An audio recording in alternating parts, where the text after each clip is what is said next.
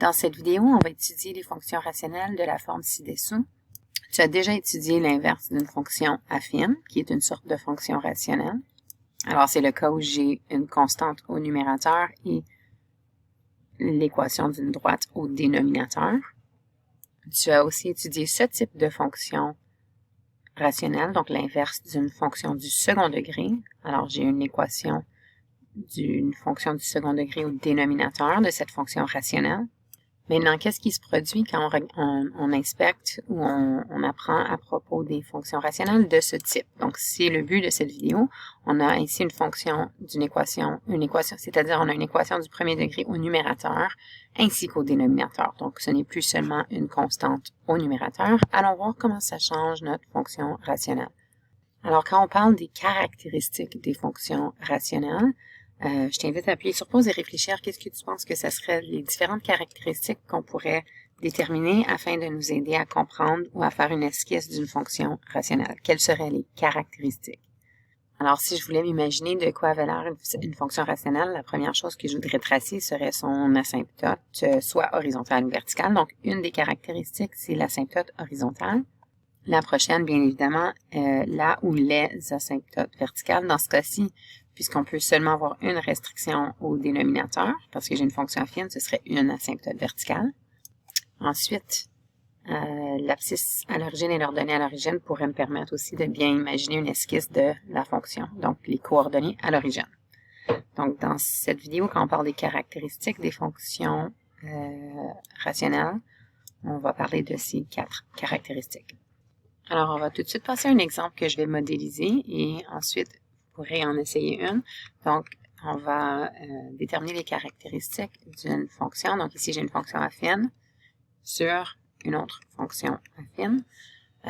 Donc, on va essayer de tracer son graphique sans utiliser la technologie. Si on revient aux 4 caractéristiques qu'on vient d'énumérer, je t'invite à appuyer sur pause et réfléchir. Comment est-ce qu'on peut déterminer ces caractéristiques ici? Donc, appuie sur pause, réfléchis.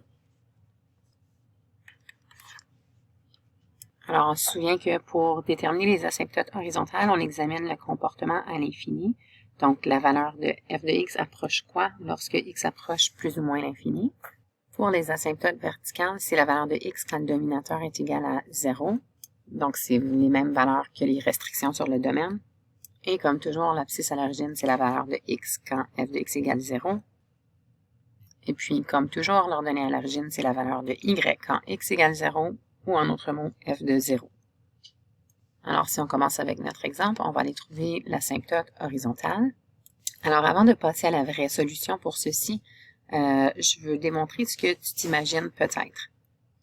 Alors, lorsque x approche l'infini, algébriquement, ça ressemblerait à quoi? Puisque j'ai un numérateur de degré 1, on voit que mon numérateur approche l'infini. J'ai aussi un dénominateur de degré 1.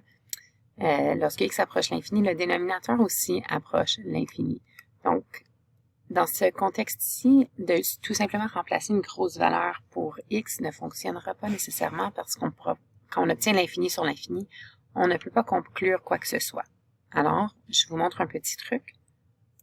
Donc, j'ai réécrit exactement la même chose en me laissant de l'espace ici. Puisque c'est une fraction, je peux diviser mon numérateur et mon dénominateur par la même chose et je maintiens l'égalité. Alors ici, on conclut que c'est la même chose que f de x, juste écrit différemment. X sur x, bien évidemment, va me donner 1. J'obtiens donc 1 sur 1 moins 2 sur x, qui est équivalent à mon expression de départ x sur x moins 2.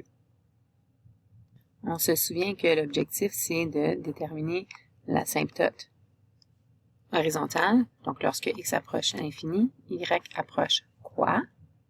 Alors, en regardant la nouvelle forme de la fonction qu'on vient d'algébriquement déterminer, on peut voir que lorsque x approche l'infini, 2 sur x va approcher 0. Parce que si je divise 2 par une très très grande valeur, ça approche 0. Par exemple, si je divisais 2 par 1000, on voit que ça me donne ceci. 2 divisé par une valeur plus grande va me donner une valeur qui se rapproche de plus en plus près de 0, et ainsi de suite. Donc, le plus que j'approche l'infini, le plus que ma valeur va approcher 0. Alors, si on revient à notre exemple, lorsque x approche l'infini, 2 sur x approche 0. Donc, f de x va approcher 1 sur 1 moins, et on remplace 2 sur x par 0. Alors, lorsque x approche l'infini, f de x approche 1. Qui était notre question du départ, c'est ce que je voulais trouver. Donc, on inspecte pour trouver notre asymptote horizontale le comportement à plus ou moins l'infini. Donc, à plus l'infini, je l'avais appelé y ici, ou f de x, c'est la même chose.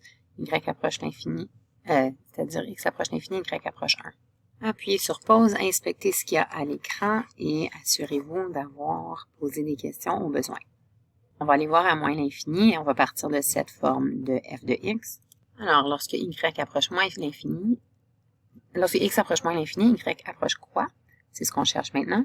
Encore une fois, lorsque x approche moins l'infini, on verrait que 2 sur x approche 0. On peut donc conclure que f de x approche une valeur de 1. Donc, lorsque x approche moins l'infini, f de x, ou si on veut y, approche 1. On voit qu'on approche la même valeur à plus l'infini et à moins l'infini. Donc, l'équation de l'asymptote horizontale est y égale 1. Alors, je sais qu'à plus ou moins l'infini, ma fonction va approcher cette droite horizontale sans la toucher.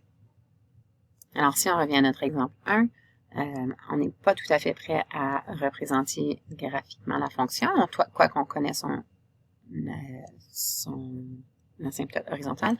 On doit aller plus loin. Alors maintenant, trouver la prochaine caractéristique qui sera l'asymptote verticale. Appuie sur pause et réfléchis à comment on pourrait aller chercher l'asymptote. Je réécris la fonction. C'était f de x est égal à x sur x moins 2. Alors, normalement, on a un asymptote vertical lorsque le dénominateur est égal à 0. Antérieurement, ce qu'on faisait, c'est qu'on allait vérifier ce qui se passait près de ces restrictions-là pour voir si c'était en effet un asymptote vertical. On va sous-entendre que c'est une asymptote verticale ici, mais je vais juste parler de l'exception, vite fait. Donc, si on regarde cet exemple, j'ai 2x moins 1 au dénominateur. Donc, si je trouvais le 0 du dénominateur, donc 2x moins 1 est égal à 0 quand x est égal à 1,5. Donc, on voit bel et bien ici là, que à x est égal à 1,5, ma fonction n'est pas définie, puis elle approche cette valeur de plus ou moins l'infini de chaque côté de x est égal à 1,5. Donc, on a un asymptote vertical. Et puis ça, c'est vrai dans la plupart des cas. Donc, si on regarde par exemple ici l'équation à gauche, j'ai x plus 1 sur x plus 3. Appuie sur pause. Où est-ce que tu penses qu'il y aura un asymptote vertical? Alors, on peut voir que, en effet, j'espère que c'est ce que tu avais constaté, on a un asymptote vertical à x égale moins 3. Maintenant, regarde l'expression rationnelle à gauche ici, x plus 0,5 sur 2x plus 1. Alors, appuie sur pause, réfléchis, où est-ce que tu penses qu'il y aurait une asymptote? Si il y en a une. Alors, c'est ce cas spécial ici dont je voulais vous parler vite fait. Donc, c'est pour ça que je dis que d'habitude, il y a une asymptote. Si on clique pour voir, en fait, si on regarde comme il faut, si j'appelle cette fonction y, en fait, ça se traduit à presque y égale à 1 ici. Et je dis presque parce que si on regarde y, désolé, pas 1, mais 0,5. Mais si, en fait, il y a une petite différence entre cette fonction rouge et cette fonction bleue. Allons voir de plus près. Alors, si je vais voir ma fonction, je l'ai renommée f de x pour pouvoir écrire ici f de moins 0,5, ou si je veux moins 1,5, ou est-ce que tu avais probablement prédit qu'il y avait une asymptote verticale. Allons voir en fait ce qui se passe à moins 1,5. Si vous regardez bien, on voit qu'il y a un trou ici dans la fonction qui est représenté avec ce logiciel par un cercle vide. Donc, ma ligne rouge ici, c'est y égale à 0,5, tel que x ne peut pas être égal à moins 1,5. Donc, dans ce cas-là, on a un trou. Alors, c'est vraiment un cas spécial. Ça se voit dans plusieurs fonctions rationnelles où est-ce que je peux simplifier mon numérateur, l'expression sur mon numérateur et mon dénominateur. Donc, si algébriquement ça se simplifie, c'est qu'on a un trou plutôt qu'une asymptote verticale. Alors, j'ajoute juste à notre définition, l'asymptote verticale, c'est la valeur de x lorsque le dénominateur est égal à 0. Mais ça, c'est seulement vrai si au numérateur, j'admets pas le même 0. Donc, petite condition à garder en tête, pas super important. Ce qui est le plus... En fait, c'est important, mais ce qui est plus important, c'est de savoir que dans la grosse majorité des cas, juste à faire sûr que... Donc, ici, mon 0, c'est 0. Ici, mon 0, c'est 2. Donc, j'ai pas cette condition-là. Comme on l'avait ici. Donc, le 0 du numérateur, c'était moins 0,5 et le 0 du dénominateur, c'était aussi moins 0,5. Alors, une petite exception à la règle à garder en tête. Alors, on continue ici. Donc, notre asymptote verticale, facilement on peut la trouver. Ce serait lorsque x moins 2 est égal à 0. Donc, ce sera x est égal à 2. Alors, je conclus maintenant que j'ai une asymptote verticale à x est égal à 2. Alors, on avait déjà conclu que notre asymptote horizontale serait y égale à 1. On peut maintenant conclure. On sait maintenant qu'il y a une asymptote verticale à x égale à 2. Donc, on est presque prêt à représenter graphiquement la fonction. Il nous reste que les coordonnées à l'origine à déterminer. Alors, appuie pause sur la vidéo. Assure-toi de poser des questions si tu en as. Alors, l'abscisse à l'origine, c'est la valeur de x quand f de x égale 0. Donc, c'est ce qu'on cherche à trouver. Je prends la peine de multiplier de chaque côté par le dénominateur dans cet exemple pour montrer qu'en fait, f de x va nous donner 0 quand le numérateur est égal à 0. Donc, essentiellement, alors qu'on veuille ou non montrer cette étape algébrique en rouge, on pourrait tout simplement aussi conclure qu'en fait, c'est quand mon numérateur est égal à 0. Parce que c'est logique, si mon numérateur est égal à 0, 0 divisé par n'importe quoi va me donner 0.